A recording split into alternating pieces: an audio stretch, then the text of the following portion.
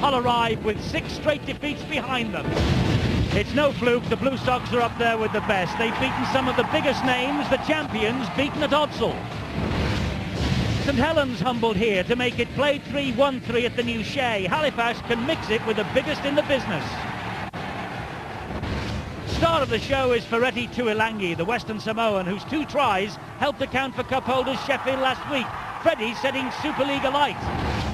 Veteran Carl Harrison's still here too, the leader of the pack, a former Hull star. He lifted the Premiership with them 8 years ago and wants more glory. Hull started 98 with straight wins, but since then they've slumped. Warrington should have been beaten, but John Roper had other ideas. Wigan made it 6 straight defeats for the side that swept to the First Division title last year. But the reinforcements have arrived. Craig Murdoch on loan from Wigan to replace unlucky Glenn Tomlinson, and he'll resurrect his career. The quiet achiever John Pendlebury, highest placed British coach in the game, head-to-head with Peter Walsh, who's facing difficult times.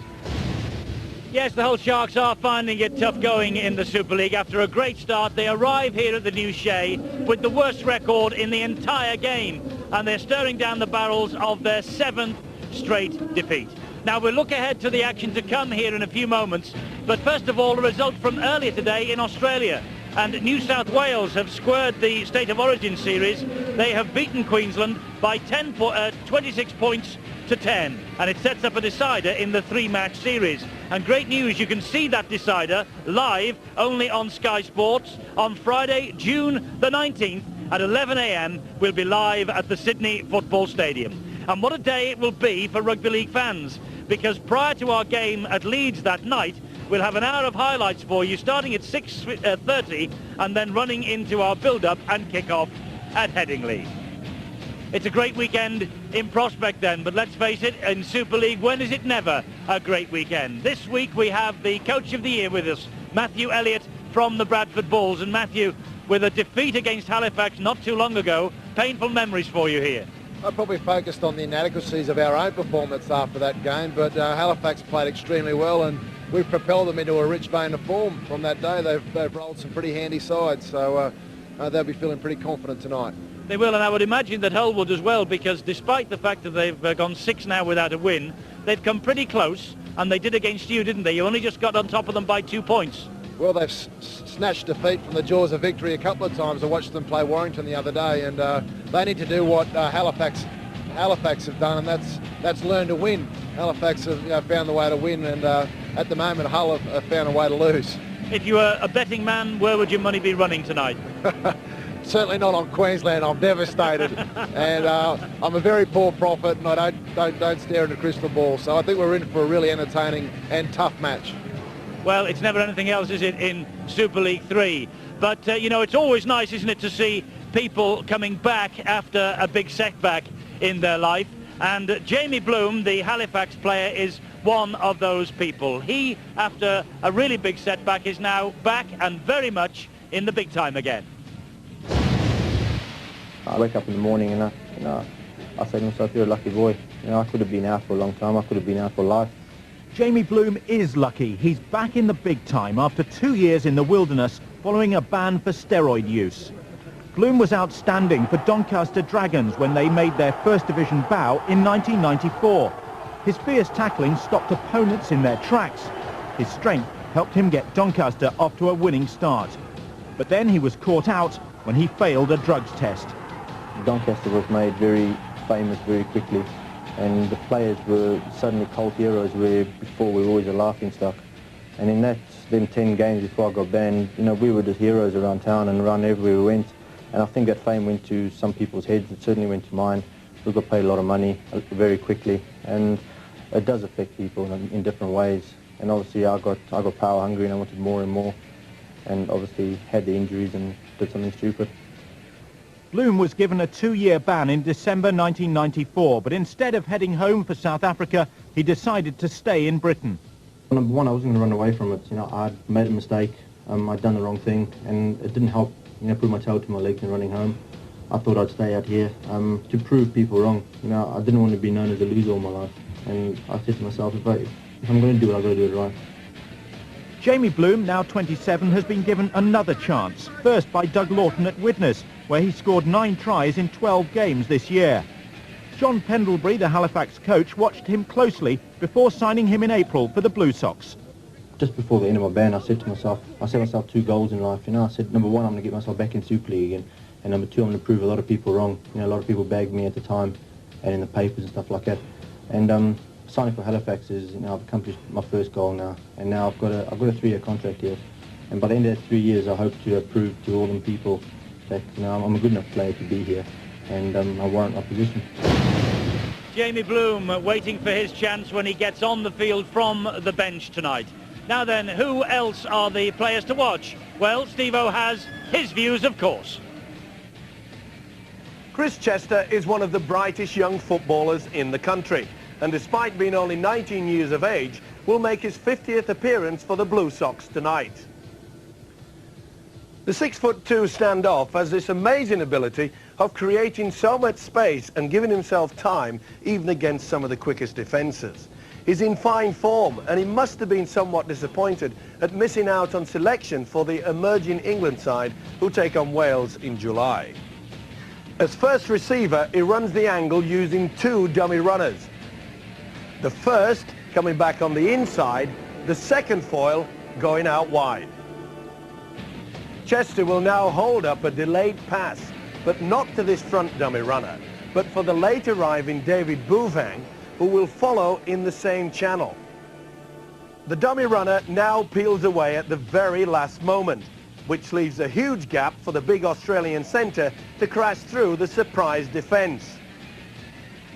One man who can stop Halifax's winning streak is Hull's blockbusting winger, Philly Seru. Now, the Fijian international is in fine form, having scored 3 tries in his past 2 games. The sign of a top-class wingman is having the ability to read the play and be in the right position to take advantage of creative passes, especially near the touchline. On this occasion, Baildon has started to run across the face of the defence. Notice how this type of run fails to attract one defender out of the sliding defensive line. Whilst the ball carrier runs wide, so does the defence. Seru now realises that the timing to come off the wing is crucial. We can already see now that 2 defenders have committed themselves to Baildon, who was offloaded to the big Fijian winger. But more importantly, the 3rd sliding defender has come far too wide, leaving Seru the opportunity to go through the gap. The Sharks often stretch the defence this way, so any slack positional play from Halifax will be punished severely, especially from Seru, who has a wonderful step for such a big man. And there's a man who will be striving to give the big 3/4 Seru every chance to score tonight.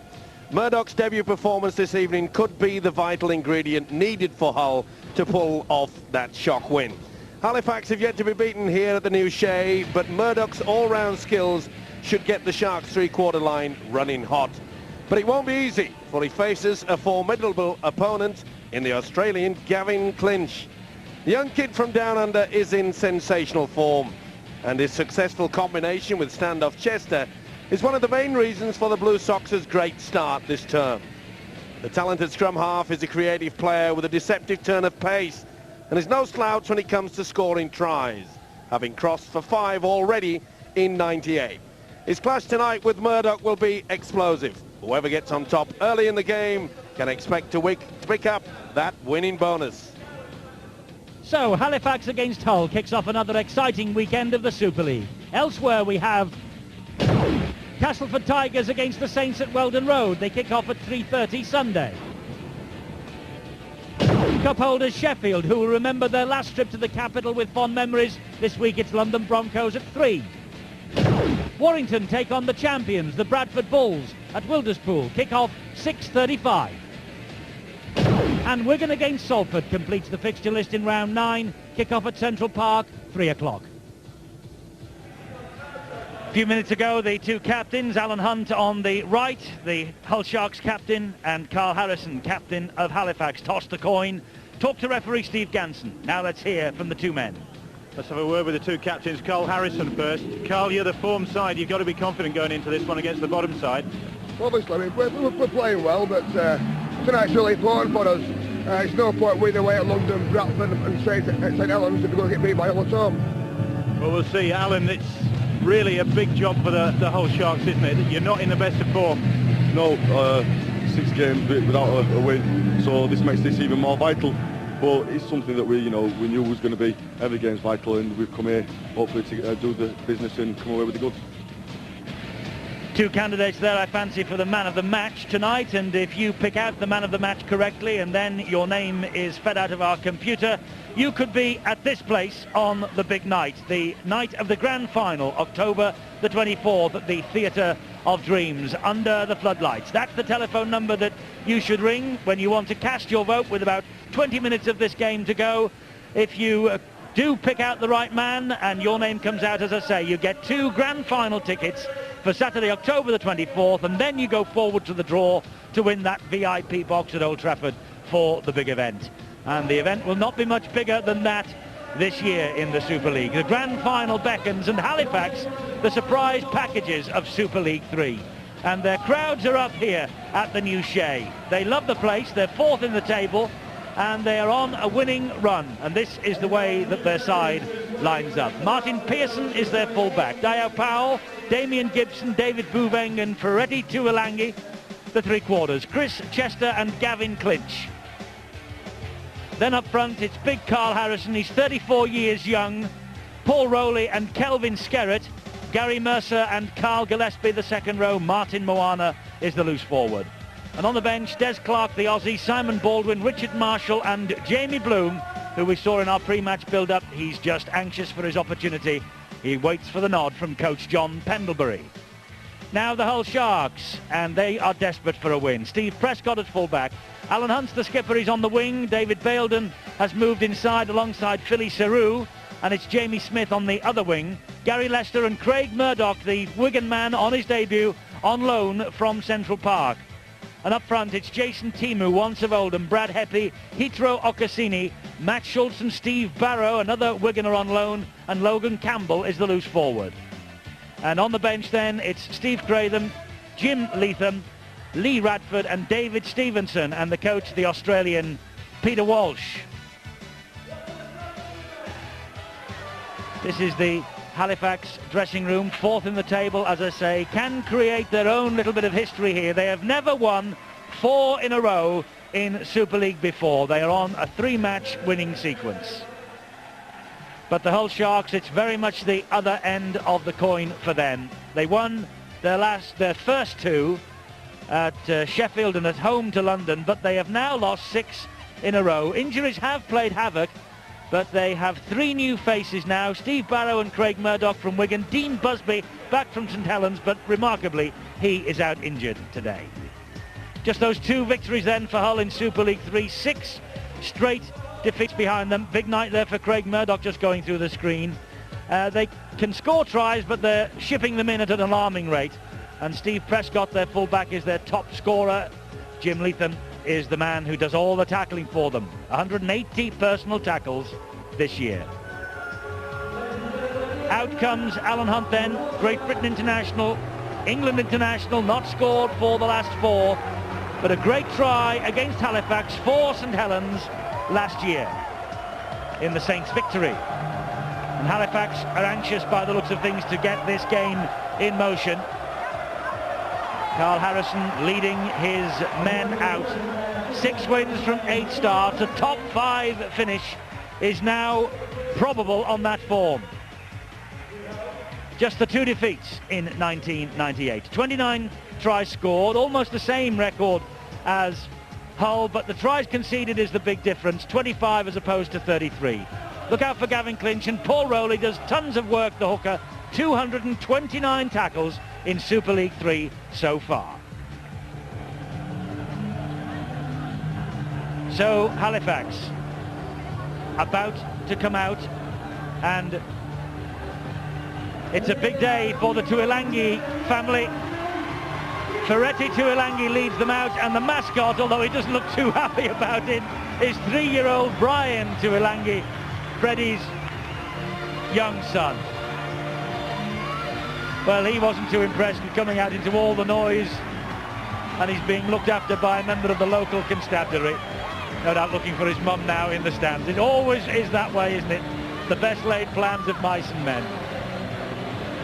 I know exactly how he feels because I'm in tears every Friday night because I'm sat alongside this fellow.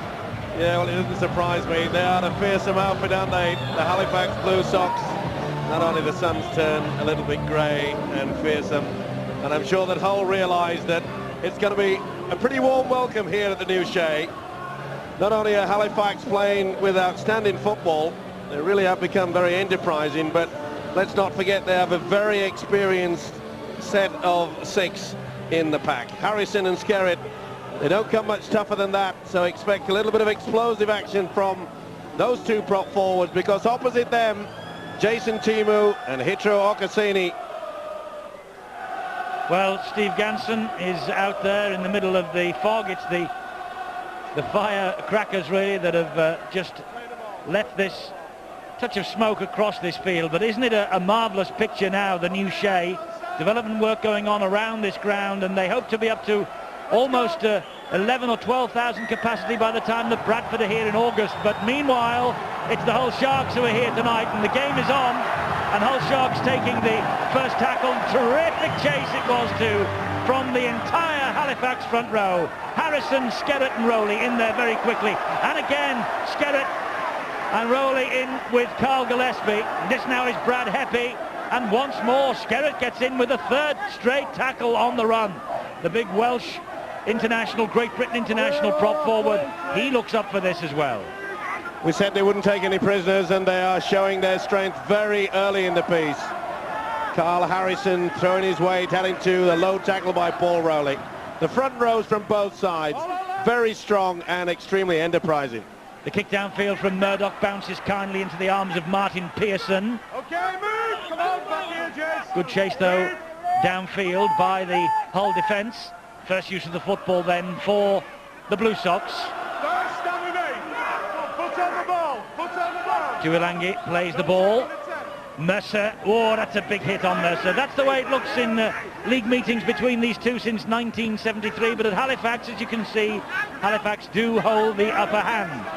This is the first meeting of these two here at the new Shea. All those previous matches between Hull and Halifax at the old Thrum Hall ground. Gillespie with a good driving run and gets a penalty, trying to get to his feet. Logan Campbell wouldn't let him up. Nice to see the official getting in very quickly. Steve Ganson, the referee, will have none of that, and you can see the loose forward Logan Campbell, the experience showing, but I'm afraid he was caught there by the official. Nice to see. Looks like we're going to get an open game from the official anyway. Dio Powell drives the ball in on the first tackle, this set of 6, 25 metres away from the Hull line. Rowley to Harrison. Looked a touch forward, that. Touch? Dear me, they were looking to get away with it. Harrison had really run past. Nice movement though from the Blue Sox. That's Skerritt. He's hauled down. Good tackling by Craig Murdoch, but the second man in is penalised, Matt Schultz. Means business, doesn't he? Ganson said, I wanted him to get up and play the ball, and Schultz had a second bite at him. You can see Skerritt was eager to get on with the game. It's no good Schultz shaking his head. This should be a gift, 2 points. Well, it was a glittering 1997 for the Hull Sharks, and Tavita Vaikona, of course, the First Division Player of the Year. There's the runner-up, Matt Schultz. Tavita Vaikona has left for pastures new. He's at Bradford Bulls with our guest Matthew Elliott in 1998. And Hull really are finding the going tough in the Super League at the moment. But here's a golden opportunity for Halifax, and Martin Pearson, Peter Walsh, the Hull coach, watching on and bemoaning his luck that his side had been pinged twice for interference at the play of the ball. 18 goals so far this season for Pearson, 2 tries and 44 points in all. This is bang in front, and he makes absolutely sure. So Halifax have a 2-0 lead early, and their gates are up here at the new Shea compared to the last couple of years for Halifax. A few degrees warmer here than, of course, it used to be at the hill at Thrum Hall. Still quite cold though. We certainly haven't got summer conditions tonight, but there'll be plenty of warmth out there on the paddock, that I am sure. But the message, Eddie, has got out very quickly, and I'm sure both coaches, Pendlebury and Walsh, will get the message to the players, do not lay on. And that's going to be a penalty against Skerritt. He was messing around with Heppy, pushing and shoving off the ball. Kelvin Skerritt did not like the challenge on him, and the referee wants a word. But he pushed Brad Heppy out the way and then just flicked at him with his hand as he went to pick up the ball. Well, he went looking for him, and when he found him, there was quite a few words to be said. Then he pushed away, and as you can see in the background there, he had a second bite of that cherry. No chance for Brad Heppy to get to the dummy half situation. Well, lack of discipline there by Skerritt. He's had a nice opening.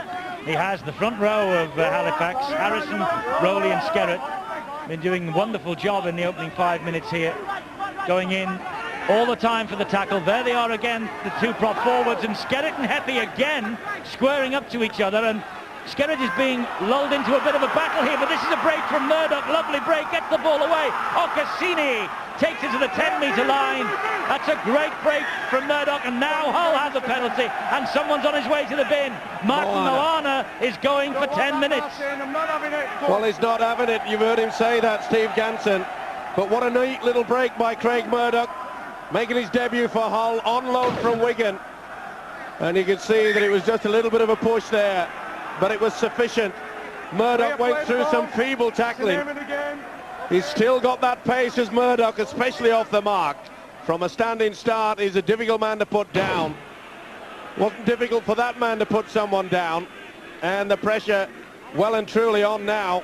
Halifax, their coach, John Pendlebury, he rules the fact that he's down to 12 now. Yes, Moana in the bin, and Jamie Smith with the goal attempt, trying a couple of goals against Wigan last week, gets the 2 points into the building side here at the new Shea. Of course, Halifax Town have regained their Football League status, and Halifax Blue Sox are in Super League. Big rebuilding plans here. Beautiful step off the left foot, but you can see quite clearly that the first and second marker were very slow to move forward, and it just allowed him to gain that momentum. There's the incident again, just a little push down right in front of the official.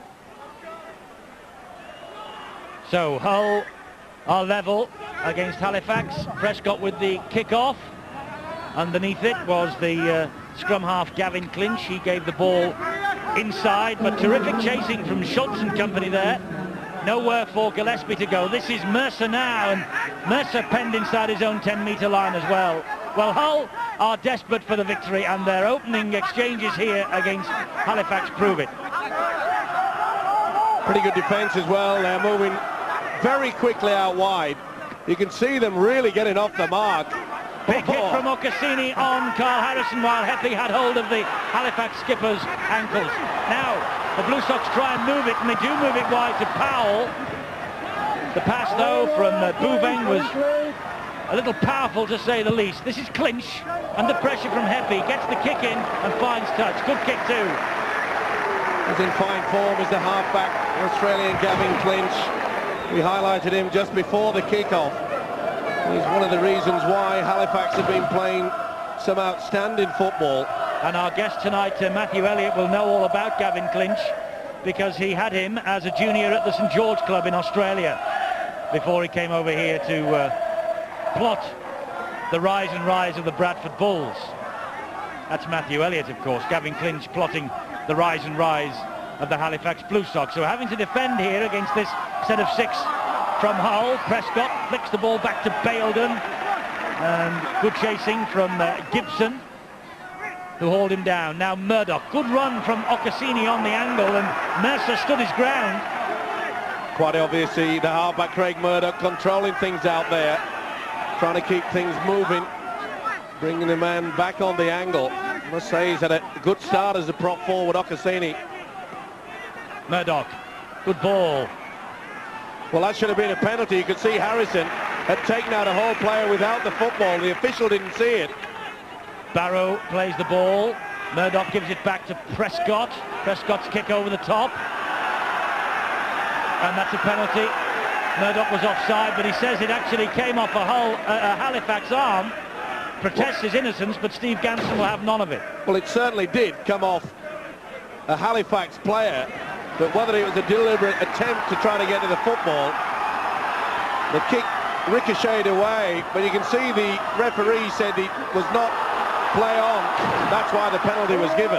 And that's why Halifax now are inside the 20-metre zone. Rowley gives it a bit of air and finds Harrison, who bounces away from 2, gets away from 3, looks for support, stands, eventually has to take the tackle. It was desperation stuff from Alan Hunt and Steve Prescott. Rowley to clinch. And Clinch loses it. What a hit that was on the little halfback. Jason Timu came over the top and he just ricocheted the ball there. The impact was quite outstanding. Well, a big chance gone begging there. The big prop forward, Carl Harrison. He went through 3 feeble attempted tackles, turned. There was only Rowley that had gone through already. He couldn't get it away then, but poor support play, and that's a poor pass. That's a shocker, and it looked as though it had bounced forward, and the referee agrees now. Heffy, he didn't look, did he? Well, he went backwards first, and then decided to go forward. Lack of concentration there. The referee has called it as a knock-on. Get a good breather, stay away. Well, that surprised me. It was definitely going backwards in the first place. Clinch then feeds the scrum. He gets it away, and here's Pearson. Pearson with a little half break, and they manage to hang on to his shirt tails.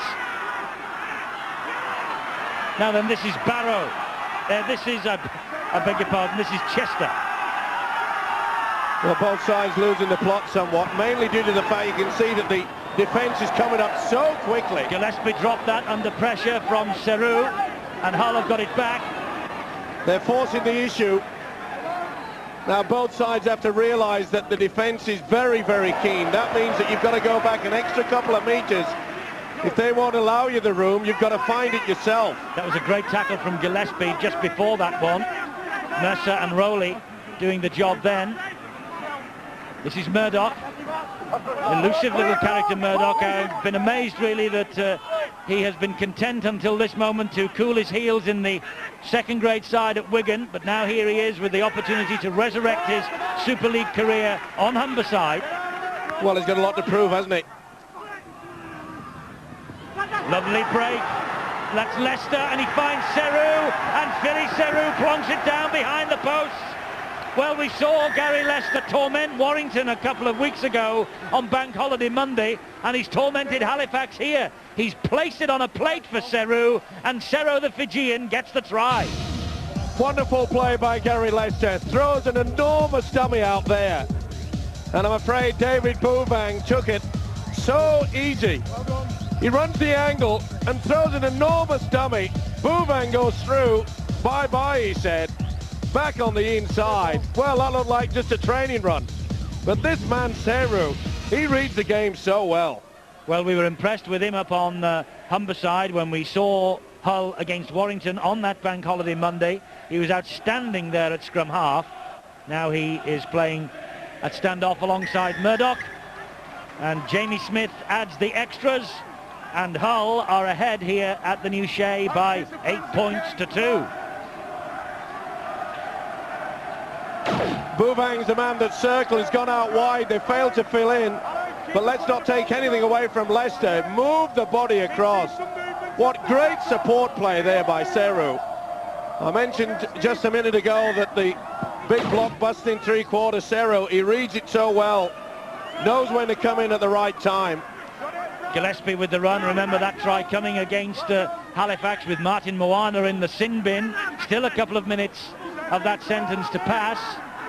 So it's been an expensive little indiscretion from Martin Moana 8 minutes ago. His team now are trailing, and John Pendlebury, the quiet achiever of the Super League, one of only 4 English coaches.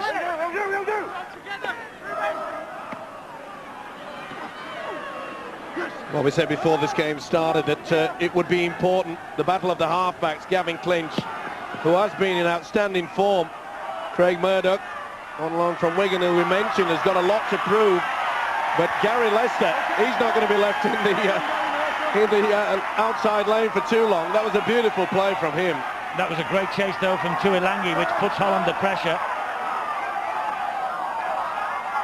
And it's the Sharks now trying to work this ball away from their own line. Bouveng gets to Baildon with a bit of help from Harrison.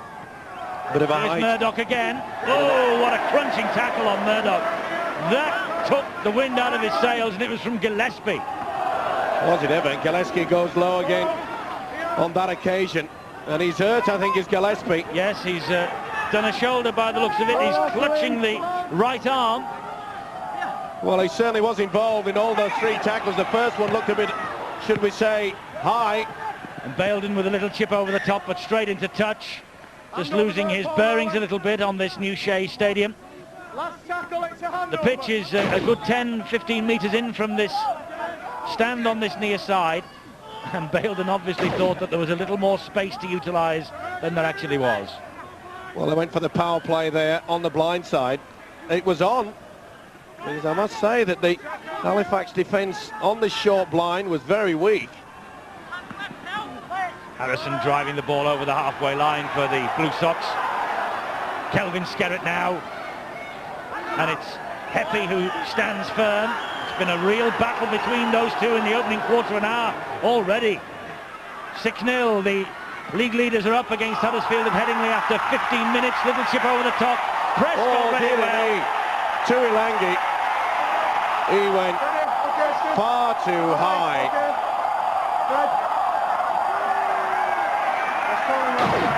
It was a beautiful little chip over by Gavin Clinch. Prescott was equal to the task, but he deserved something a little bit lesser than that. And Tuilangi, who had a good chase, makes contact. Well, I've seen them go for that. That certainly was swinging for a fair long time before he made contact with Prescott. Halifax now back to the full complement of 13 players. Martin Moana returns, and he returned at the moment that Tuilangi set off on that chase downfield, and Halifax could have been down to 12 permanently. Lost the ball, Hull, but he was stolen. Penalty to the Sharks. And we can see a little bit of claret coming from the right eye. For Kelvin Skerritt, we said it was going to be pretty tough in the exchange between the forwards. And keep your eye out for that man just about to pick the ball up, Brad Heppy, the hooker on the Hull side. Skerritt and Heppy, they are just at each other all the time. If it's not verbals, it's contact. Jamie Smith plays it to Heppy. He finds Murdoch. Murdoch then to Prescott, who loves to chime into the line. He did this to such good effect at St Helens in his career there, and he's carried on up at the Boulevard. Quite a few of these Halifax players going far too high. They're forgetting the basic principles of one going low. All right, second man can come in and make sure they can't offload the football, but you've got to get someone on the legs first. This is Philly Seru, and he gets the pass away.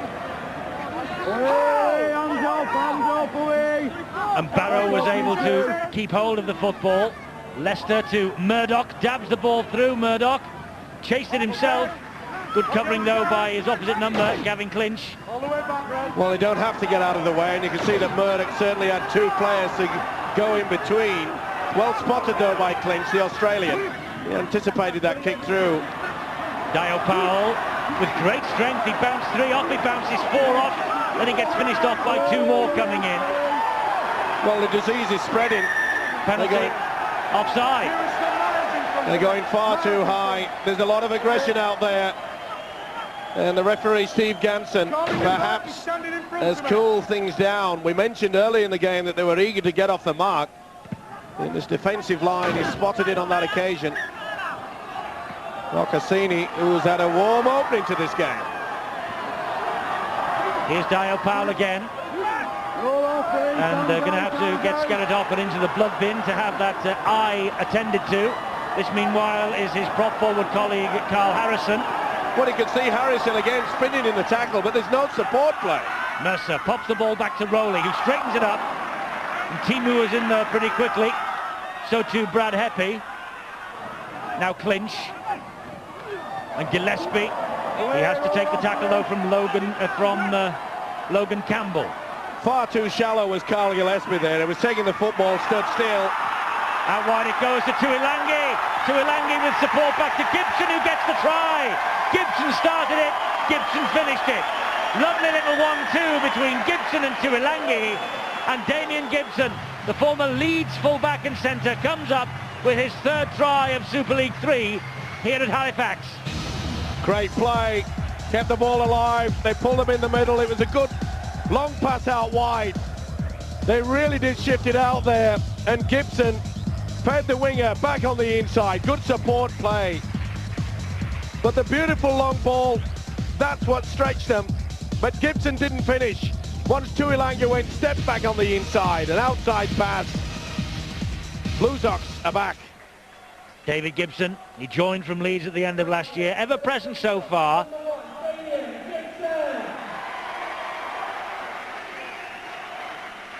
Only played twice in last year's full-back berth, and of course the berth that he had for the Leeds Rhinos in 1997. Well, this is a far more testing kick for Martin Pearson. Best goal kicker on Halifax's books now that John Schuster is departed.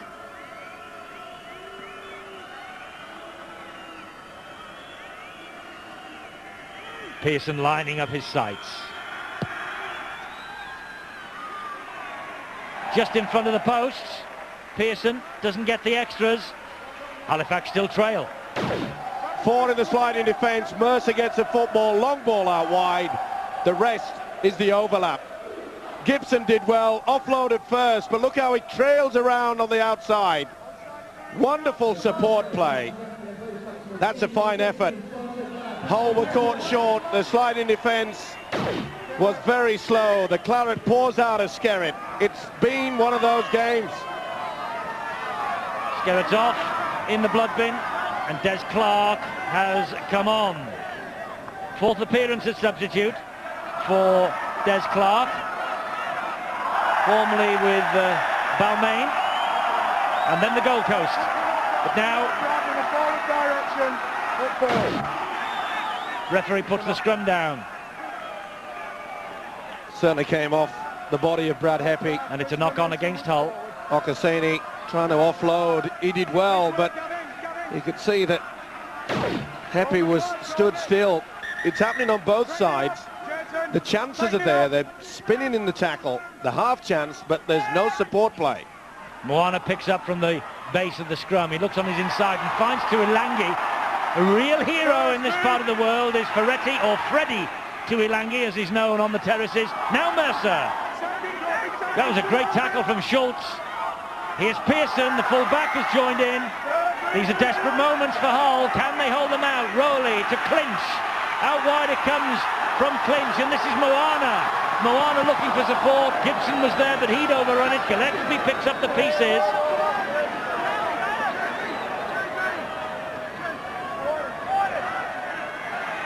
Now Clark. Oh, big hit there by Okasini. Got a knock in the face as well. High kick, catches the wind, and good leap from the full-back. The ball was stolen, but, well, the referee has given Hull the penalty. Well, I think it was taken out. I think Jamie Smith, Tuilangi took Jamie Smith out, but he can see he's saying that he took the ball away, and then he pushes him out. It was Prescott that took the football, but Tuilangi says, get out of the way. Can't just stop me like that. And then he just got that hand into the man carrying the football. Pressure off now. But it was a neat little kick over into the corner. Tuilangi says, get out of the way of Jamie Smith. Could it have been obstruction? Either way, the official said no. But he gave the penalty for stealing the ball in the tackle. Well, it's a hard one to define. If you've got your back to the opposition and you don't move, then it can't be classed as obstruction. The man wants to go around you, fair enough. And he just stood there. Now, if it had moved a fraction either way, perhaps it could have been obstruction. I think the referee got it right.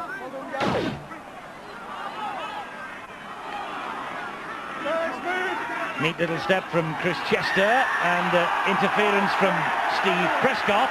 Penalty to Halifax. Well, the Halifax fans are wondering when Mr. Ganson will be putting a whole shark in the bin after his early clampdown on Martin Moana. Well, Prescott should have gone. He should have gone for a 10-minute sin bin.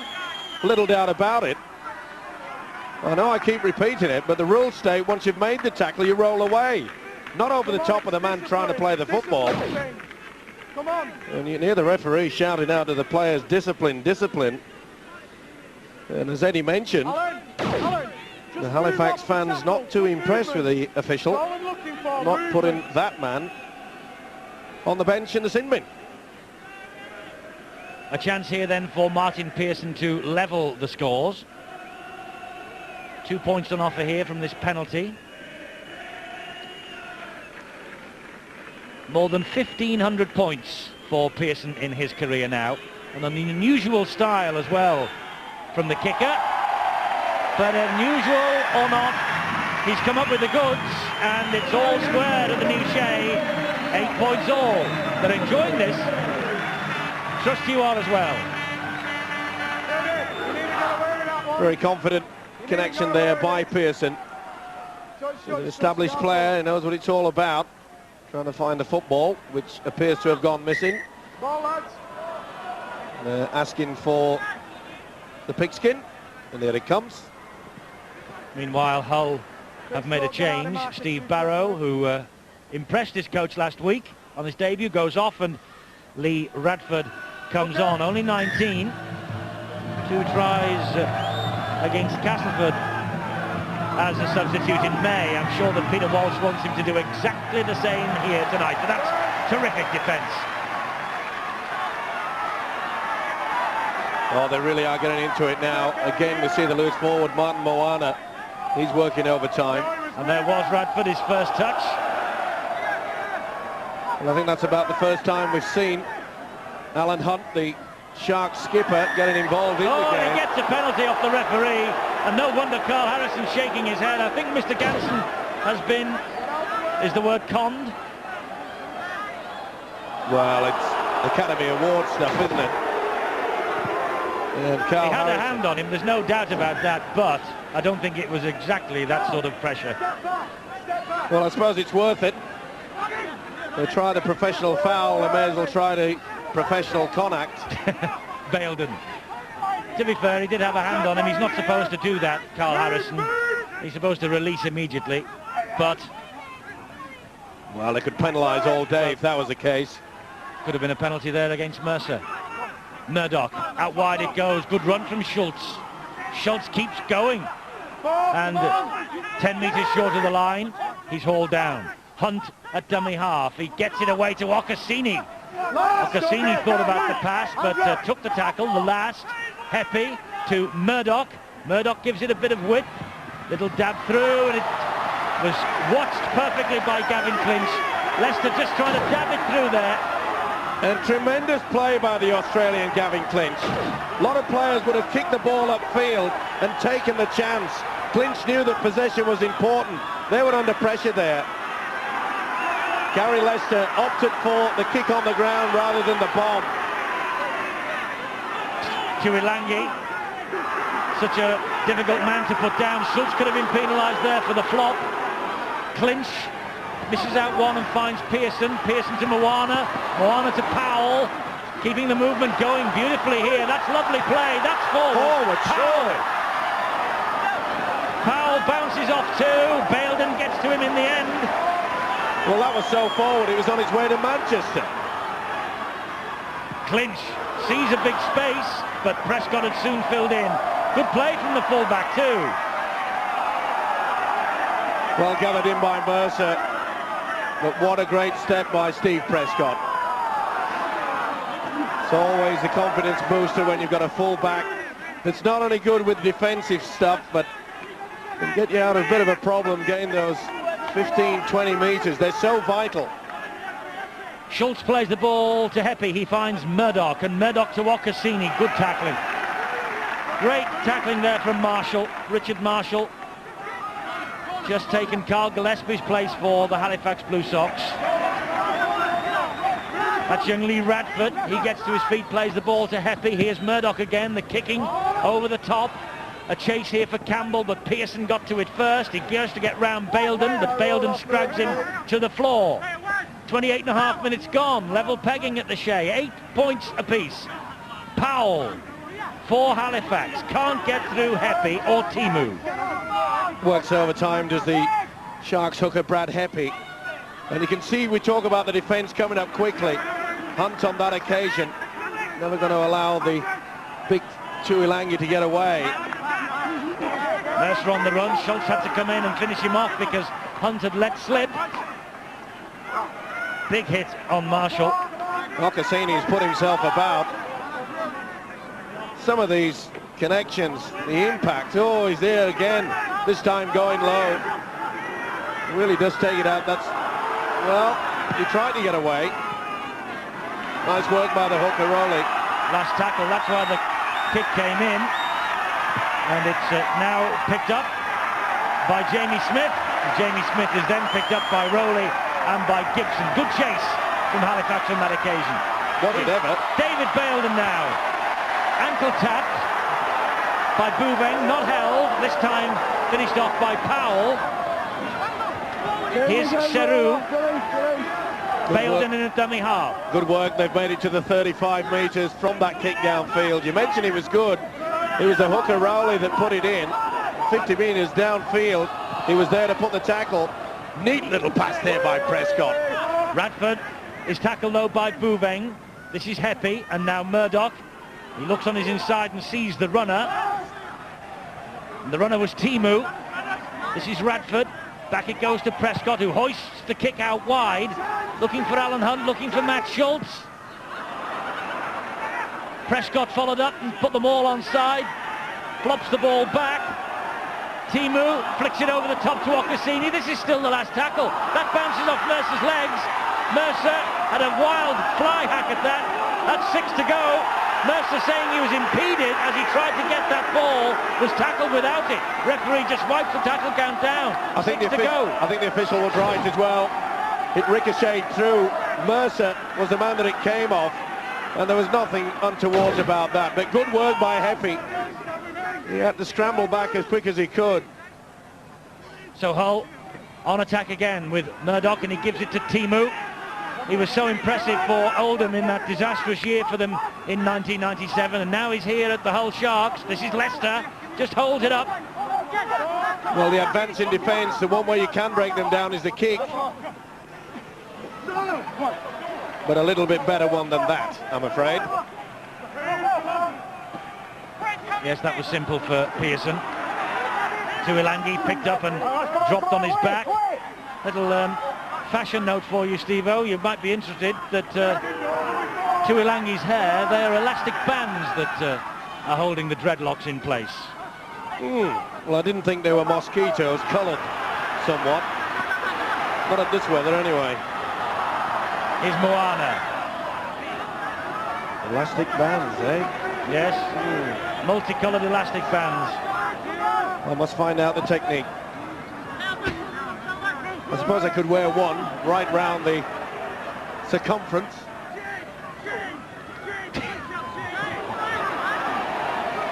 Mercer is dropped to the ground. There is a suggestion, Steve-O, that there isn't an elastic band big enough for that particular job. Penalty to Halifax, meanwhile, offside against Hull. They were disappointed with that. They were really applying the pressure. Well, we've mentioned it so many times in this first half that they are that eager, especially out wide. They do it to try to force the opposition to play down that central corridor. They can look after it quite easy if they can do that, but I must say referee Steve Ganson has been really on the ball tonight. About 7 minutes to half-time, all square. Hull enjoying the better of the possession, but 8 points apiece on the scoreboard. And it's Halifax who are in possession. Rowley. Now Moana. A flying ankle tap, and it was a good one too from Craven. It had to be. Clinch. Little gaps opened up for Clinch. He spins, look for the second effort, loses it, and Craven does well to drop on the loose ball. I think it's Craven.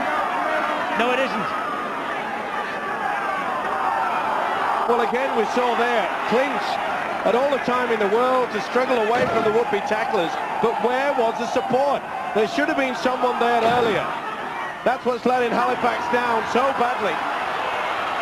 Good run from Baildon, and he cuts inside Clinch, and he goes through Pearson, and he loses his boot in the tackle, but gets the try. What a terrific run from David Baildon that was. Went down the wing, bounced through 3 tacklers, escaped the clutches of Pearson, lost the boot, but gets the 4. Great try. What an individual effort this is. Baildon showed all his class there. Seru, they put into the centre, switched Baildon out onto the wing. They were the other way around against Warrington in that dramatic late-minute loss, but what a wonderful effort by Baildon. Good work by Seru. See how he sucked in the winger, left him completely left for dead. Dio Powell. Nothing that Leicester could do about that. He may have lost a boot, but he won't care.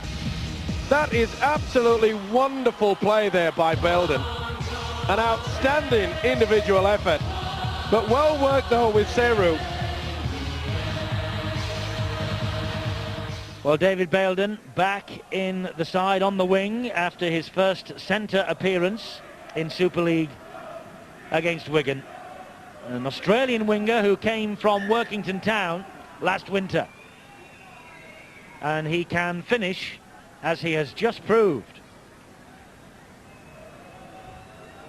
Well, Hull will be wise to remember that they led by a 10-point margin in the second half at Warrington and then lost on Bank Holiday Monday to a last-minute try here at the New Shea, courtesy of the kick from Radford. They lead by, from Smith rather, they lead by 6 points. You can see that Dio Powell has gone in to go opposite Philly Seru, and when he offloads out wide, superb pass there. He takes it well. Look at the explosive speed, in and out, and then out about again.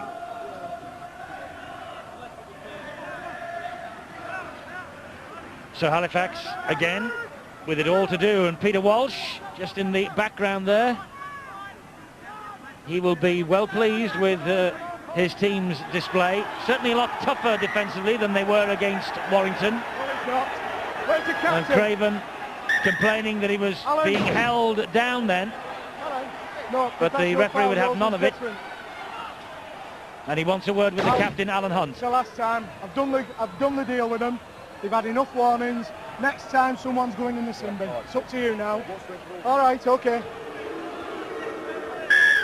So Hull now know, and John Pendlebury, the Halifax coach, who saw one of his players sent to the sin bin, he now knows that next time Hull transgress, maybe one of them will be on the way for 10 minutes. Dio Powell with this run. Whoa, what a hit from Timu. That's what he did all last year for Oldham, and Powell felt that. He's on his haunches. Well, I think Powell was looking to see whether it was a truck, a bus. No, it wasn't. It was a prop forward, Jason Timu. The ball was knocked forward by Pearson, said referee Steve Ganson. And I think he's right. Well, it's boiling over here, and I think it's more to the fact that Halifax have been hustled and muscled off the football. They really are being crunched out of this game, and I think they're being psyched a bit. Definitely went forward, just because he had his body facing the front towards his own sticks. Doesn't mean to say you can't knock on. It's pretty hot in that scrum, I'll tell you. The referee's having a devil's own job to keep the two packs apart. Murdoch feeds the scrum and gets it. This is Leicester. Good ball back on the inside to Alan Hunt, and he nearly cut them open up the middle. That's one thing that John Pendlebury, I'm sure, will be selling his Halifax team to forget about the rough, tough stuff. Let's get back into the swing of things. Another penalty to Hull, messing around. Mercer says that he was making the movement to try and get off the grounded player, but he also had Moana in there as well. Moana's already had one spell in the bin. Well, it's no good just lifting one arm. Once you've made the effort to do the tackle, see Martin Moana over the top, then Mercer. Campbell did well there, didn't he, Logan Campbell? He kept the legs going to give the impression he wanted to get up off the ground. That's why Mercer's been penalised. Well, he may have milked it that way, but the reason why he was penalised is because Mercer did everything opposite what it says about the rules of once you've made the tackle, roll off. Not conduct the symphony orchestra with your right arm and hold him down with the left. And then look in absolute dismay at Steve Ganton, saying, how on earth could you give that penalty? When are they going to grow up and understand that these guys with a whistle are the boss?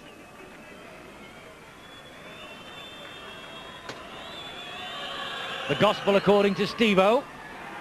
Meanwhile, a miss for Jamie Smith. That could be vital. It was bang in front, only 30 metres, well I say only, but 30 metres out, but bang in front of the posts. Just pushed it the wrong side. Well, Smith knows that this is the chance that's gone begging. He had all the time in the world, and maybe the pressure's getting to him. But full credit though to the Sharks. They certainly came here with their sleeves rolled up. They knew it was going to be tough.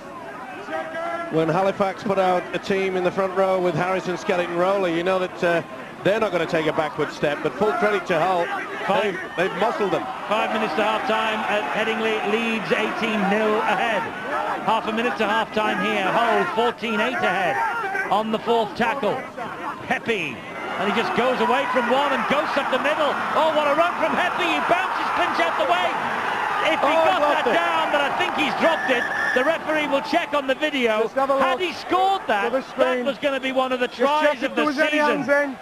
The ball was but the referee wants to know if there was a hand in here. Doesn't matter, it's one-on-one. Doesn't matter whether he does or not, he definitely reefs it out. That's a great bit of play from Tuilangi then. That's no try. Can't go before that blow anyway. But it'll be a dropout from underneath the six. That's why the referee's asking as to whether there was a hand in. And if there was, and it was, so Reggie Tuilangi drags the ball out, so therefore he'll be deemed as the man that has pushed it dead. So this should really be a dropout, surely, from underneath the sticks. I think it came off the back of Heppy's hand, actually, but we'll see. The decision is no try, and it's a 20-metre place kick for Halifax, because it came off Hull. Heppy was trying to put the ball down. Well, surely that must be accidental then. Mercer, great run just before half-time. That'll lift the Blue Sox. Rowley, Clinch with the kick. It bounced off the back of a Hull player, so they'll keep this movement going with Moana. The tackle is completed standing up, and that's the last action of this first half. And what an exciting first half it's been as well. Halifax ahead 2-0 early, then it was 2-2, then Hull with the Seru try got the 8-2 advantage. Gibson with the try got Halifax closer. Pearson with the penalty made it 8-8, and then Baildon 7 minutes before half-time with a wonderful individual effort made it 14-8 at half-time to the Hull Sharks. Terrific try this from the Aussie winger David Baildon. 14-8, the Sharks ahead. So just about ready then for the start of the second 40, and we just need the little tee for Mr. Prescott to kick us off, provided by David Baildon. Steve, what would John Pendlebury, the Halifax coach, have said to his charges at half-time? Because they've had 3 wins, and they're looking for their 4th win in a row in Super League for the first time. I think he would have told him not to look towards the glory of past, but look towards the glory of the future, and not be sucked into the tough, rough game that Hull has sucked them into it. They really have been out-muscled, and I'm sure that that man there, Pendlebury, would have said, look, ignore them, get on with our game plan, forget about the verbals, because there's a lot of things being said to all the players out there.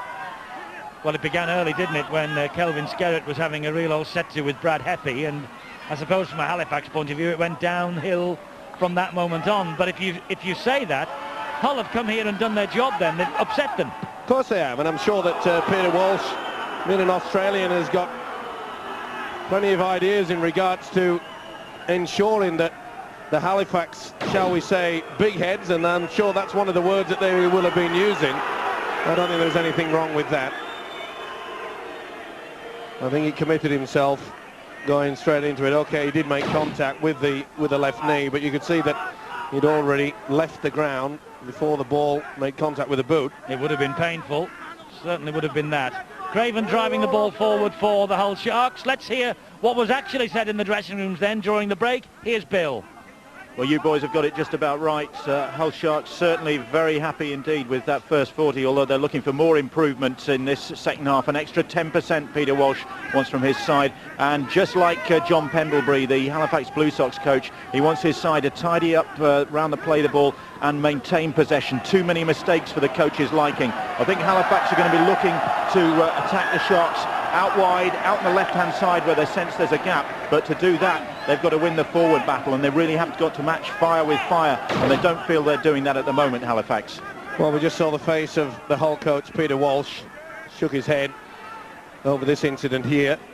Hunt passing it to nowhere, and just a hand to it by Jamie Smith.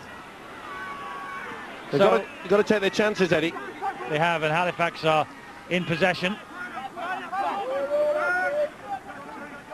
Never played that. It was a knock-on against Bouveng. That's a bad error. Sure is. Under no pressure whatsoever. He just dropped it. Well, I think his left arm caught the stray knee, but he should have got himself in a square position before actually trying to play the ball. He was still on a bad angle. Bad mistake. That could prove very costly indeed. That was on the very first tackle also, so Hull will breathe a sigh of relief. Here's Murdoch. Leicester. Oh, and Prescott managed to hang on to that, but was totally and completely enveloped then by Chris Chester. Chester heard off, looking for the pass on the inside. Brad Heppy instead decided to attack them down the short side. Hunt at dummy half. He gives it now to Matt Schultz. Whoa, that was a big collision with Richard Marshall. Marshall just runs over the grounded Schultz. Murdoch, and here's Craven. Used him as a shepherd. Craven used not just one but two, and it was Timu, the man that at the last minute went through it. There you see Timu make sure that Harrison couldn't get anywhere near them. Well, they took a quick tap, didn't they, Halifax? They did, and they were looking for an offside situation against Hull that wasn't forthcoming. And that was young Lee Radford just flicking the feet of the Halifax Blue Sox player there, and nearly a dangerous tackle, but not quite. Now Mercer. Good run from Gary Mercer to within 30 metres now of the Hull Sharks line. Blue Sox with clinch. Now the tall figure of Chester. Measured little kick over the top. And it'll stand up here for Tuilangi, who catches it at pace, dumps the ball back on the inside, and Gibson gets his second. That's a great try from Halifax. A beautiful chip through by the tall figure of Chester. Tuilangi hit it at 100 miles an hour, and Gibson was the man in support. Try number 4 of the season, try number 2 of the night for Damien Gibson. One move that will break down any sliding defence that's up there quickly, and that's a kick over the top. Chester was perfect with the kick. Tuilangi took it well. Back on the inside.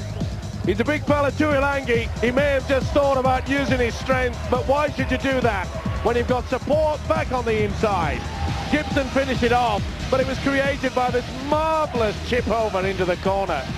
They tried to get back as quick as they could, but it was far too late. Absolute superb play there by Gibson. He had to reach out for it, but the Blue Sox, they're back. Wonderful try from Damien Gibson, the former Leeds man, on top form for the Blue Sox this year. And now Martin Pearson with the conversion attempt from bang in front, doesn't make a mistake. And guess what? These fans are watching it level pegging again at 14 points all. Good start to the second half then for the Halifax Blue Sox. 5 minutes gone, 14 apiece, level pegging at the new Shea. This ground that's undergoing a facelift, not only for Halifax Town coming back into the Football League next year, but also for the Halifax Blue Sox here in the Super League. And crowd will be up to a capacity of between 11 and 12,000 by August. And the visit from guess who? The champions, the Bradford Bulls. And a perfect playing surface also for the Blue Sox. Standing 4th in the table, aiming to keep the pressure on for a place in the top 5, having to defend that run from Lee Radford. Hull now, having built the platform in the first half, have it all to do again. Craven has to take the tackle. Heppy at dummy half. Murdoch helps it on to Leicester, and Leicester hoists the midfield bomb, but it goes straight up in the air. Who wants it? Prescott, and it's collected by Tuilangi. flicks the pass away. Moana was the man in support. Prescott went away, Tuilangi there, and it was a good job that Prescott came back for the second bite. He was well away. Penalty against Timu. He was pushing the man, trying to play the football. Put him off balance. He said a few words as well. And he's on his way. That will not help their cause. It has started badly for the Sharks in the second half. Well, the referee telling Alan Hunt that he had warned the Hull Sharks prior to half-time that the next man would be in the sin bin, and Jason Timu is. Full credit to the official. Stood by his word. Shakes his head. Well, it's going to be a hard road now for Peter Walsh's side. Cook Islander Jason Timu returned against Wigan last week following 3 outs suspended.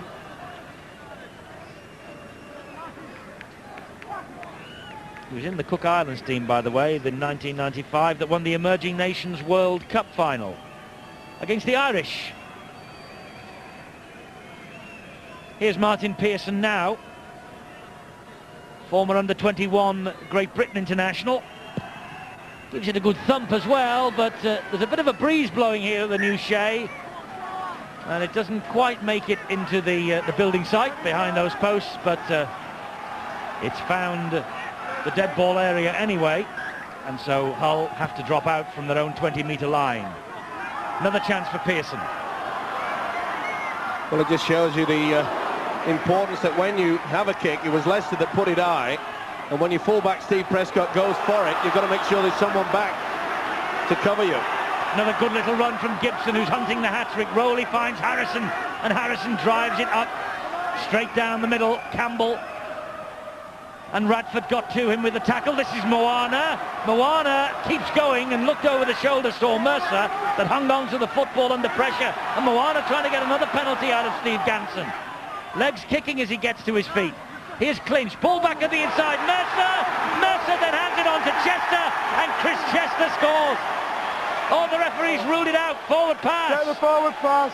Forward pass. He must have looked to the touch judge who gave it, and Chris Chester can't believe it.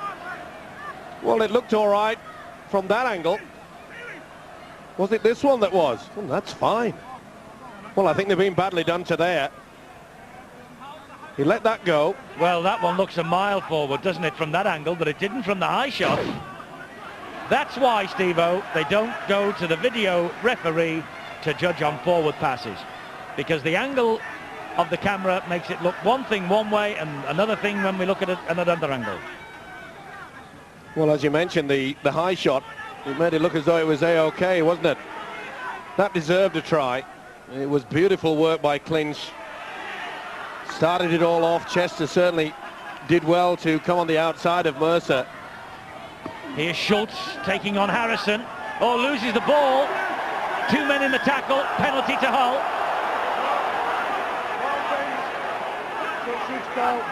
Go on, Carl. Well, he was badly done to. It was one-on-one. Well, that's a forward pass. Probably that was spot on with our rail camera, which goes down the side there. We couldn't see the football because some of the players were in the way. It's, as you say, very difficult indeed. That could be vital, though, late in the game.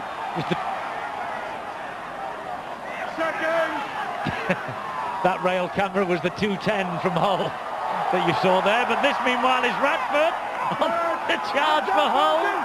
You come out with one a week, I can't believe it. Here comes Murdoch now, and Murdoch gets right underneath the sticks for Halifax. Chances here. Murdoch directing traffic. Oh, he was tackled without the ball by Rowley. He's got the penalty, and that was clever play from Murdoch. He delayed, and Rowley shot out and tackled him without the football. Look. Well, he was well and truly off that whitewash before the ball was played. You can see that clearly. Nothing that Murdoch could do about it. And surely they'll take a gift 2 points on offer. getting back to that television camera, what's it running on then if it's not on a rail? On a track, but it's not called a rail camera. Over here, mate. It's called a tracking camera. And what does it run on? Rails. A rail track.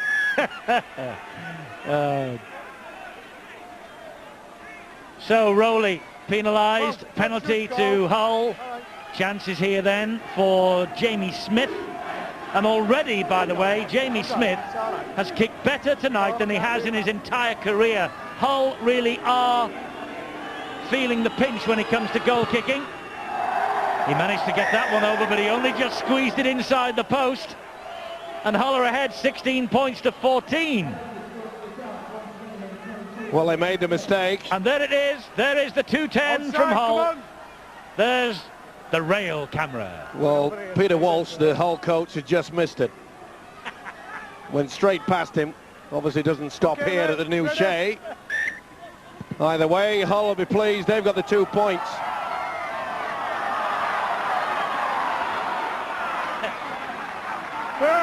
Good.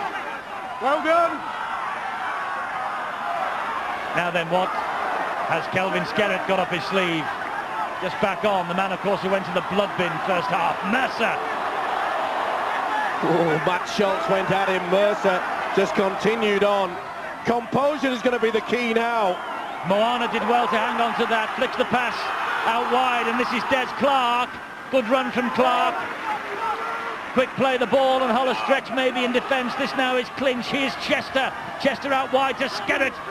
Skerritt off the ground, and Chester follows up. Tremendous take there by the standoff Chris Chester. This is Skerritt again, and Skerritt a lovely ball again to Chester, and he's come up with a try. He touches down, and Skerritt has only just come back onto the field from the blood bin, but he's come up with two priceless plays then. One that kept the movement going, and then for the final pass to Chris Chester again. No wonder he's smiling. Chester gets the try. They're both smiling. Unbelievable work here by Kelvin Skerritt. And we could hear that his teammates were saying, Skerritt, it's the last one, it's the last one. Chester said, I know, I'm taking 4. Good support play, what a great run. He offloaded it then, took it on the half volley, Chester, and have a guess who popped up to take it yet again. This is Skerritt. They were screaming at him, saying it's the last one. It was a good one, never mind the last one. Outstanding play by Skerritt. Grins all round and fully deserved. So Chris Chester, Academy International, this is his 50th appearance for Halifax here, and he has marked it with the try. Pearson flicks the ball over the top of the crossbar from bang in front, and Halifax have the lead for the first time since the second minute, when that man Martin Pearson kicked them ahead into a 2-point advantage. Have they hit the front at just the right time? 53 minutes, 54 minutes now of this match gone. 20 points to 16 though. We've had some great games, Steve, haven't we? Oh, what a hit that was on young Lee Radford. Well, sometimes you chance your arm, and that's what Skerritt certainly did on that occasion. Prop forward said, let me have a second go at this. Remember, it was him that got him into that position. He wanted it again. He was eager. Perhaps when they should have been looking for the kick, they run the power play and they've come up trumps. Remember, of course, Hull down to 12 men with Jason Timu in the sin bin. And if I remember rightly, we had a try earlier in the match when Halifax were down to 12 men. Now then, Dio Powell is trapped, chased by Seru, and Baildon wrestles him into the ground. Timu waiting to come back, still got 60 seconds or thereabouts to serve. Well, it proved very costly, didn't it? Timu in the sin bin, and it appears that Halifax are starting to take control now. Skerritt again. Logan Campbell got to him, helped out by Craven. Well, I must say, Eddie, a lot of people thought that when Skerritt was given the second chance by Halifax, it looked as though that Skerritt was on the scrap heap. He'd gone, he'd finished, so everybody said. but not with play like that. Martin Moana did well then. Rowley picked up the pieces. This is Mercer. Now it's with Chester again. The hole's opened up for Chris Chester. He tries to step round Prescott and did. It was a good job that Heppy was there. Last tackle here for Halifax. Moana again. Back to Mercer. Looping pass to Clinch. Clinch dabs it through. And Prescott picks up the pieces for Hull. Nice option by Clinch, but equal to that task was Prescott. Wonderful positional play. Here, come on. Don't forget, we have the State of Origin 3 for you live here on Sky Sports 1. Friday, 2 weeks today at 11 a.m. with highlights 6:30 that night on Sky Sports 1 prior to our match at Headingley. New South Wales having beaten Queensland in State of Origin 2 earlier today. Highlights of that game on World of Super League Wednesday, but the decider live on Sky Sports 2 weeks today at 11 a.m. Keeping you in touch with events in the rugby league world on both sides of the globe. What a tackle that was, meanwhile, from Tuilangi, and he's at it again. Tries to clear Murdoch out. Murdoch does well to get the kick in to touch. But Tuilangi running round and taking the applause from the supporters here. Oh, it's an earth mover, that. Unbelievable. Talk about putting your body on the line. Murdoch did well just to bounce up from that. Don't be sensitive too long on the tackle. Get off, move quick. 6 tackles from Tuilangi personally. And there were a couple there that made the earth shudder. He looks as though he's got no fear, does he? Here he goes again there. It's as though he's playing with midget gems scattered in his hair. Unbelievable. That is sheer strength. The crowd are loving this. It is, and there's no midget gem there as far as Tuilangi's concerned. The lad's a giant. Leeds 30, Huddersfield 4. Later score after 20 minutes of the second half, so it looks like Leeds are continuing at the top of the table. Behind them there's a real race developing, and Halifax are involved in it. This is Pearson. Pearson for support. Gibson. Lovely play. Back on the inside. Try for Jamie Bloom. Jamie Bloom gets the try. The referee, though, holds up and will go to the video referee. He didn't put the foot on the dead ball line before he put the ball line. Jamie Bloom's foot on the dead ball line is what he wants to know. Very narrow in goal here at the New Shea. Did Bloom touch the whitewash before he touched down? No, he didn't. Just. Not much in the air. Not Only much just. in it. Oh, take it back. Yeah, there we go. Watch the little white thing. Just. Oh, another quarter of inch on the sprig. That would have been a shame for that try not to be disallowed. Pearson's break was simply breathtaking. Down goes the ball. Yeah. And the foot's in the air. That was just outstanding by Pearson. On the nod of the video referee, Jamie Bloom, the South African who's on the comeback trail in Super League, gets his first try for Halifax. Great try too. Chance your arm deep within your own territory. Out wide there, and Pearson threw an enormous dummy there. Alan Hunt was just left clutching air. Gibson did well. Well, we complained about the support play by Halifax in the first half, but you can't say that in this second stanza. Outstanding. Look at the dummy there. They'd gone for it. He'd gone for it. Gibson knew exactly what he had to do. They were queuing up, but Jamie Bloom, he'll enjoy that. What a try. Well, Jamie Bloom got a goal against Sheffield last week. He played in the last 4, 2 at full-back, 2 as a substitute, the former witness man. And really, that's a splendid try from the Blue Sox. And Pearson now with another attempt at goal. He went through the 200-point barrier with his last kick for the Blue Sox. Now he makes it 202 points for Halifax. And Blue Sox suddenly have taken a grip on this match. 26 points to 16. Take a bow, Mr. Pearson. Wonderful play. Out wide, watch him throw the dummy. They missed it. Off he went. Beautiful play. Back on the inside. Gibson did well. Jamie Bloom through. Philly Seru took the dummy. My apologies to Alan Hunt. It was not Hunt that missed it. It was Seru that took the dummy from Pearson. It was a superb one, though.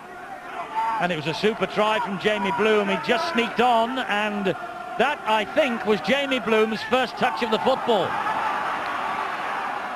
Well, it may be the first touch of his football in this game. He also got a real rollicking from his skipper, who said, don't ever do that again.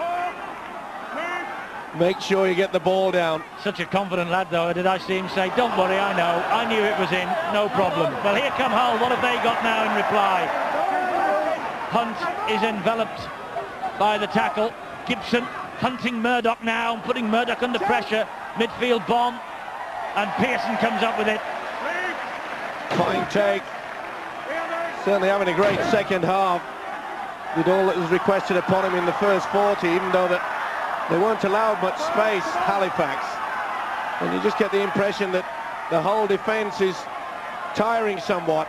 Who's your man of the match? You can vote now. 0891 33 33 13. And if you win the viewers' competition tonight, you're on your way to Old Trafford on the 24th of October for Super League's Night of Nights, the grand final. And of course you will also enter for the draw for the VIP box as well. So well worth picking up that phone and voting for the man who's caught your eye. Here goes Bloom again. Flicks the pass inside. Seru intercepts. Out though. Bundled into touch by this outstanding Halifax defence. Did well, did Bloom, to get it back on the inside, but it was good position there by the big three-quarter, Seru. And again, the defence was good. It was Clinch. He's done his bit. Moana went over the top, but not for Clinch. The little fella got him down, and then they finished him off. Des Clark was the heavyweight reinforcement that came in. Penalty at the scrum against Hull. They didn't pack down properly. They didn't wait until the ball came out of that scrum. Don't forget that grand final is down for Saturday, October 24th at Old Trafford with a 6:30 kick-off. If you need any more information, 0113 234 4455. Normal office hours Monday to Friday for Super League Europe. They'll tell you how, where and when for the grand final. Follow the race all the way to Old Trafford with us here on Sky Sports throughout this summer. It will be an electric run to the grand final. Talking of electric runs, there was nearly another one then from Jamie Bloom. Will Halifax be in the grand final? The dark horses of Super League 3. Well, they're maintaining their credentials and they're maintaining the march on this top 5. Skerrett is off injured and Richard Marshall has returned. This meanwhile is Mercer. Mercer goes straight the way through the defence and scores a great try. Well, they have a new breed here at Halifax this year, and the confidence is flowing through this team. They had a difficult opening 40, but my word, they've taken hold of this game by the scruff of the neck second half. And take a bow, John Pendlebury. His half-time team talk has worked wonders here. Halifax has decided to play open rugby league football, not just mix it like they did in the first half. And you can see it was very poor defence. I'm taking nothing away from the New Zealanders' try. Mercer did well there, but you can see they failed to move up out wide. They failed to move up on the blind side. They hung back. It was not the best effort from the second and the first marker. He takes the accolades, throws the dummy. Where was the second marker? He was too slow.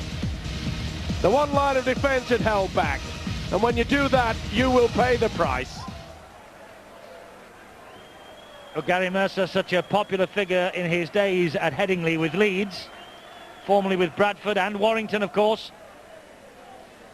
And now a big favourite on the terraces here. He arrived from New Zealand 10 years ago. 21 New Zealand test caps, all the experience in the world, 2 tries in Super League 3. Pearson misses with that conversion attempt. But Halifax 30, Hull 16, and Hull now with the proverbial mountain to climb. There you see them, 2 circled, 2 very tired defenders indeed.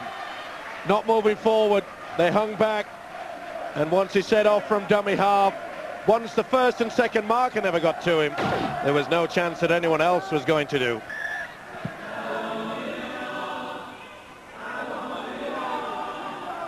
So can Hull stage the fight back?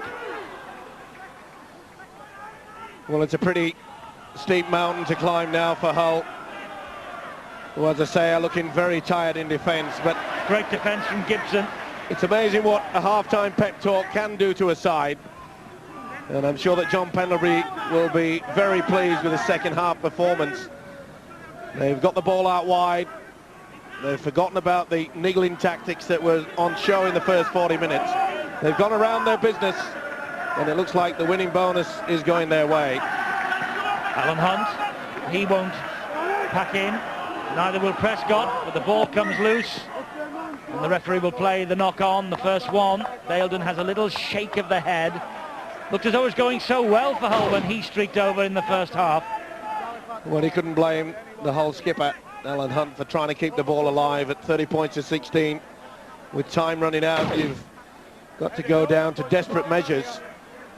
On the other hand, the Blue Sox, all they have to do is play smart football, not play dumb football, and offload in tight situations.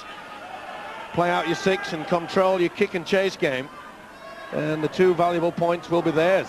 Well, Halifax have scored 22 points without reply in this second half. Really have taken control of the match. Pearson not too impressed with the challenge then of David Stevenson.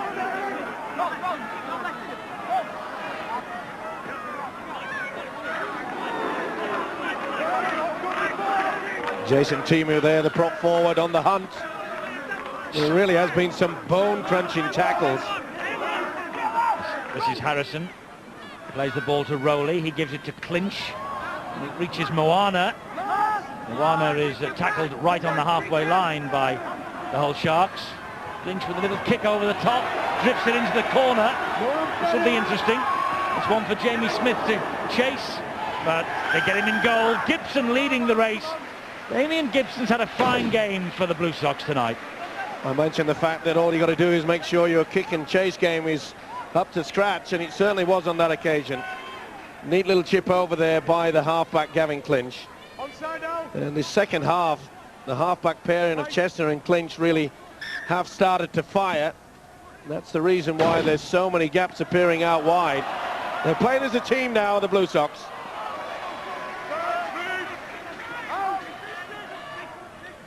Jamie Bloom was tackled. Rowley gives it to Mercer. Last try scorer for the Blue Sox. He's crunched by 3. The tackle is completed with him standing up even though he falls. Rowley will take them on. Loses the ball in the tackle.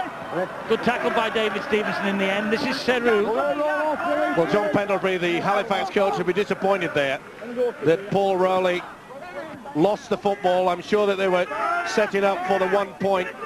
Just had an extra nail in that coffin. Good drive up the middle here from Craven.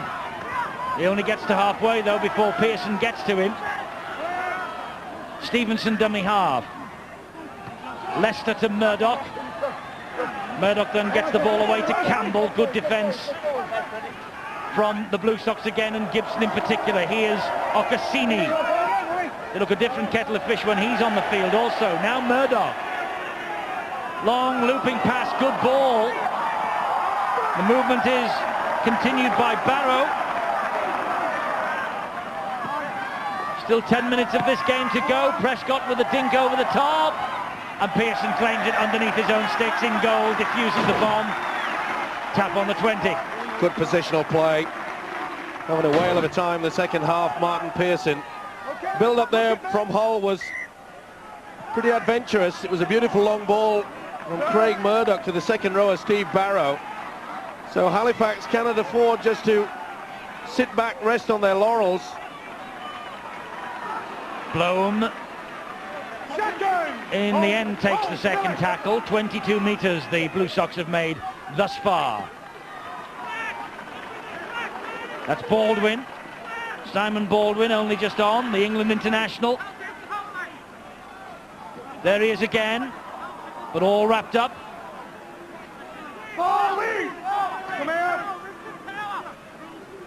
Rowley now, attacking from dummy half, straight up the middle. Good run, but a forward pass to Baldwin. Good positioning there by the referee, Steve Ganson. Even Baldwin, I think, realised that that was just slightly forward. You can see that the big frame of Baldwin had already passed the ball carrier. Paul Rowley, though, remember, he was his was the torso who appeared on the advertising hoardings around the country for the return of Super League this year. Beef on the bone was well and truly on the menu from April, and I trust that you're enjoying this race to the grand final in October here on Sky Sports, and you'll stay with us throughout the summer.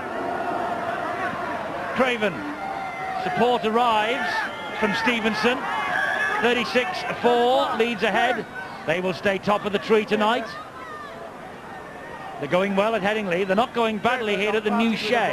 You had loads of time to pull away. Don't go through. I don't want that coming in again. Penalty against Des Clark. There was something in back play. The ball had already been offloaded and well spotted by Steve Ganson. Clark, the culprit. Well, that's a silly penalty to give away. The one thing you don't want to do is to apply pressure to your own teammates. Oh, another big hit there. Alan Hunt went straight for the posts, and Des Clark stood his ground, firm as a rock. Ocassini now. Who's your man of the match? 0891 33 13. Call still being accepted. Murdoch with a little run, gets the pass away to Barrow. David Stevenson, dummy half. Now what's Leicester got in the box? Nothing. Has to take the tackle. Fourth. They've made 69 metres though. They're in a dangerous situation here. Craven up the middle. Worked hard as Craven since he came on. Last tackle. They're trying to run it out wide with Prescott, who dabs it through. That will be too deep. He's narrowing goals this year, Steve-O. They're testing those little grubber kicks throughout the Super League, not just here. Nearly all clubs are making sure that they're pretty narrow. At one time they try to make him as deep as possible so that they could utilize the bomb, but nowadays they sort of go on a negative approach. Let's just prevent the opposition from utilizing that ploy. And the way that Halifax are playing, especially in the second half, they really have played some enterprising football. And again, we see the half-back combination. They really are working hard in the second half. Moana looked for the penalty that wasn't forthcoming from the referee. Just basic play, that's all is needed by Halifax now. Clinch over the top. Into the corner. Chases on. Baildon collects it. Trapped, but does well. He gets away from Bouveng. That's a good run from the Hull wing. Good play from both sides. Yet again, a beautiful kick by Gavin Clinch. His kicking game tonight has been superb.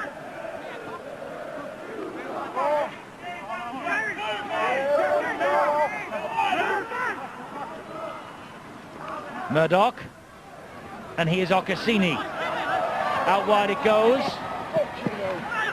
And Logan Campbell gets the pass away. Ocassini again roughs it up to the halfway line.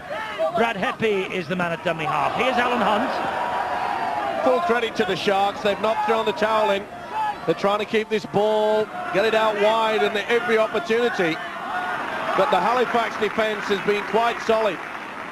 Murdoch hoists the kick. It's a tester for Pearson. Fumbles it. Prescott flicks the ball back. Halifax have got it. The referee, though, will take the first knock on. Tried the advantage. It came off Pearson's right hand. And that's the reason why the referee Ganson was allowing the advantage. And it's Hull's head and feet at the scrum because of the knock on by Martin Pearson under pressure from Prescott. Well, the option was good. It was a high kick. Murdoch made sure of that. But was Prescott just in front? It appeared that way, but not seen by the official. Ball's out with Murdoch. Here's Prescott. Diagonal runner, it was Baildon. Flicked the pass away to Heppy. Prescott keeps it going. Good job for Seru that he did. But look at that defence from Halifax. Great stuff. Baldwin just pushed and pushed the player back. Murdoch. Baldwin again with Rowley. Snuffing the danger out. Leicester. Leicester gets the ball away under pressure. Nice run from Campbell. No support. Ball came out. Certainly lost it. Clinch finished up with it. And it was Clinch's ankle tap that just made sure that he didn't go any further. Logan Campbell certainly caught a stray knee there, I'm sure. As he hits the deck, watch for the knees coming through. Yeah, and Clinch caught one as well, so we've got Campbell down and Clinch down receiving treatment now. Well, I'm sure Ferretti Tuilangi certainly caught a knee, and you can see that he's having a few problems with that, because I'm sure it went fair and square in the face of Logan Campbell to hold loose forward. Well, it'll be a major blow for Halifax if Tuilangi is injured, and Campbell is a little concussed, but Tuilangi is made of sterner stuff, and he will carry on. Final score, and Leeds have run away with it against the Huddersfield Giants, 54 points to 4, top against bottom in the Super League, and it's reflected in the scoreline. 54 points to 4, so Leeds march on, and that's almost a three-pointer tonight for Leeds, Steve-O, with the points difference. Certainly will help. Leeds really are in fine form, and they've come up, by the way, with the biggest win in Super League this year there tonight. That's 9 from 9 now for Leeds. Logan Campbell going off, concussed. John Pendlebury, though, the Halifax coach, the only English coach in the top 5, and hasn't he done well? Certainly has. The half-time pep talk that we discussed, and he must be pleased with the way that they've become professional in the second half, not being sucked into this niggling attitude. That'll be play on, but is it an advantage? It was a knock-on. It was reefed down with one hand, one-on-one. The referee said it was okay. Jamie Bloom will just take this ball up, and that's all Halifax really have to do now. Yes, 3 minutes to go. They're in the driving seat. I think they're on their way to their 7th victory of the Super League campaign. It'll do their top 5 ambitions no harm at all. And Craven is penalised for lying all over Baldwin as the big second row tried to get to his feet. Sheer frustration here. He knows there's barely 3 minutes left, and they're just trying to slow things down. Well, what a great kick. I don't know whether that was intended, but it bounced twice in open field. Peter Walsh knows that his team have gone 7 games here and have ended up on the losing side each time. He's got a major rebuilding plan to put into operation for the Hull Sharks. Marshall clobbered by Ocassini. Rowley dummy half. Here's Clinch. Ball back on the inside to Moana, who takes the tackle from 3 more. Rowley to Clinch again. Marshall has stayed in support. Moana dancing one way and then the other. Come on, Ethan, get off him! In the end, had to take the tackle, bang in front of the Hull posts. Clinch, quick hands to Baldwin. Baldwin with an outrageous dummy. That seals the win. Baldwin comes up with a try. Referee stops the clock. Hands it on to the video ref. What's he want to check this time? Baldwin had full control of that ball when he did he have full control is what he's looking for. But I just want to check it out. Well, no problem with this, that the referee goes for the decision and makes absolutely sure. No, he lost it. It definitely left his hand. Yep. Oh, yes, it has. It's been dropped. Well spotted by Steve Ganson there. For all the world, it looked like a try. He was in a great position with the official, but he certainly lost control of it. And how about that for eagle eyes from Steve Ganson? No try, lost control over the line, 20-metre place kick. The referee knew what he was looking for. And that's an indication of a referee, Steve-O, like Stuart Cummings last week at Leeds and Saints at Knowsley Road, being right on top of his game. Certainly was. He was in a great position to see what was going on there. Did a fine match, Steve Ganson. And you've got to applaud these referees. Very early in the game, yet again, like we saw last weekend, last Sunday, they punished anyone that was rolling on, made sure that any interference at the play of the ball will be penalised. And that's the only way they're going to get the message across. Heppy, that's a good ball. Seru. Well, they lost it in the end there. I must say, the hooker, Brad Heppy, has tried his heart out for Hull, both in attack and defence. It was Seru that took the pass from him, but it was a good run on the blind side by the hooker, Heppy. Little shake of the head from Philly. Seru lost control of the football, as did Simon Baldwin, Stephen, with that try. What's happened, I wonder, to the style where the players slide the ball underneath their body over the line, so as not to make any mistake like that, losing the football as they plonk it over the line? What's happened to that? Well, it would be pretty harsh to say that John Pendlebury, of course, an English man, and that has been the style in the English Rugby League football for many, many a day. Australians, of course, as we all know, they dive over. There's never any chance of that. Prescott does well to get that ball back into the field of play, but that's the last action of this match. And Halifax Blue Sox under the control of John Pendlebury, well, he puts the cheeks out. Does the Halifax coach. He knows his team have been in a battle. They certainly were at half-time. They were trailing 14-8. But they came back and they came up well in the second half. And Tuilangi, well, he has been at the heart of this victory. Didn't actually get over the line himself for a try, but has been big on attack and big in defence.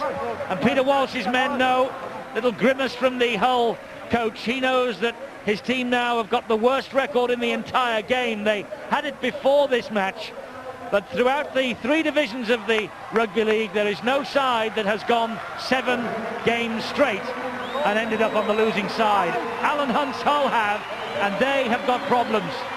But Halifax haven't. They have won this match by 30 points to 16. Simon Baldwin might have added the try right at the end, only for the decision by the video referee. But Chris Chester's a happy man, so is Freddie Tuilangi and Billy and Bluey, the 2 Halifax mascots here. And they know that these people on the terraces and those out there on the field, that realistically, Halifax in 1998 have got a great chance of making it to the top 5. 7th place last year, 6th in 1996, but they're on course to emulate their 3rd place finish in centenary year. And Halifax Blue Sox are on their way to a place in the top 5 and that all-important spot in the top 3, which means you have home advantage throughout the playoff series. First visit here to the Halifax New Shea Stadium. Great win for the Halifax Blue Sox by 30 points to 16. They destroyed the Sharks in the second half. Gibson with 2 tries, Chester, Bloom and Mercer with the tries. Goals, 5 of them from Pearson. Hull Sharks fought well, particularly in the first half. Seru and Baildon with their tries and 4 goals from young Jamie Smith. Now then, who's your man of the match? Gibson with his 2 tries, just 9%. Pearson, 33% of your votes. It's all been Halifax. And Tuilangi is your man of the match with 46% of the poll. So well done to him. And here he is now talking with Bill. Freddie, congratulations on winning man of the match. You won £200 worth of sports equipment, courtesy of Puma, to go to a junior club of your choice. Who's that going to be? Hey, we've been coaching one of the local schools for experiment here at Halifax, so I must be going to the Vibrant Valley School. Okay, but what about this game? It really was down to your second half performance, wasn't it, that turned it? Yeah, it's credit to the Hull Sharks. They come up here and they perform to their best, and they prove that they're one of the competitive side in the Super League. But it's thanks to our guys that we played for a full 80 minutes. What is it about this Halifax Blue Sox side? I mean, it's not maybe the most fashionable, not the most star-studded, but you're certainly making progress in Super League, aren't you? Yes, we play well as a team unit. We have no stars, but we play as a full team. So credit to all the lads that they play for they've done their best for the team. Thanks very much, Freddie. Congratulations. Thank you very much. And I think that the second half from Halifax proves truly that they are contenders to get to the grand final this year. They cannot be treated lightly. No, they cannot be. And what a night for Jamie Bloom. We featured him, didn't we, in our build-up before the match, making his big comeback into Super League this year at Halifax Blue Sox. scored a try too, and here he is talking to Bill. Jamie, there's some debate whether that was your first touch that gave you the try, was it? Yeah, first touch. First touch, yeah. And you nearly blew it. Well, I was just giving the crowd something to look at. You know, make them feel a bit more at home. Were you conscious it was that close? No, not really. I was just that happy to get over the line for a change. So I just wanted to get behind the post, you know, because at that time it was still pretty tight. And we needed to get behind the post and get the 6 points. Well, we heard you before the game saying that the Blue Sox are giving you this chance after you've come back from your ban. I mean, you obviously mean to take that chance. Oh yeah, I'm here to stay. You know, I've got a long contract here with Halifax. They've given me a chance, so I'm going to repay them as best I can. Well, this is the first time the Blue Sox have won 4 games in a row in Super League. The side really is on a roll, isn't it? Yeah, well, I mean, the first half we didn't play real well today, but the second half we started putting it together. You know, calming down a bit, playing the 6 out, and putting the good kick in. And I think that's just the essence of it. Like we said before, it's no superstars here. We play as a team for each other, and that's all that matters. Thanks very much, Jamie. No problem. Let's see how the table looks after tonight's matches. Leeds march on at the top, 54-4 winners over the Huddersfield Giants. We'll have a report on that one for you a little later on in the programme. Halifax now have moved up to 3rd. They're 4 points behind the leaders. Wigan, of course, sandwiched in between, have a game in hand, as do the Bradford Bulls, who are in 4th, and the Saints, who are in 5th. And we'll see you again, I trust, on Sunday. Wilderspool the place, Warrington, Bradford the game. Until then, from us all, bye-bye.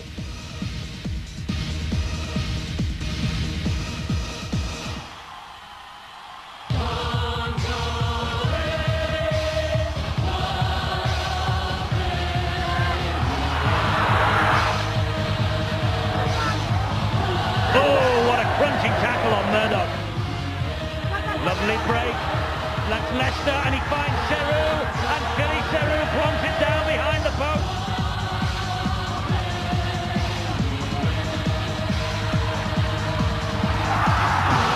And wide it goes to Tuilangi. Tuilangi with the ball back to Gibson. Gibson started it, Gibson finished it.